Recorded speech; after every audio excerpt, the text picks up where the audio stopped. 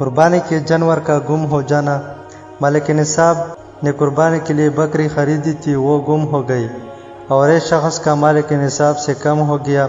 اب قربانی کا دن آیا تو اس پر یہ ضرور نہیں کہ دوسرا جانور خرید کر قربانی کرے، اور اگر وہ بے قربانی ہی کے دنوں میں مل گئی اور یہ شخص اب بھی مالک نصاب نہیں ہے تو اس پر اس بکری کی قربانی واجب نہیں۔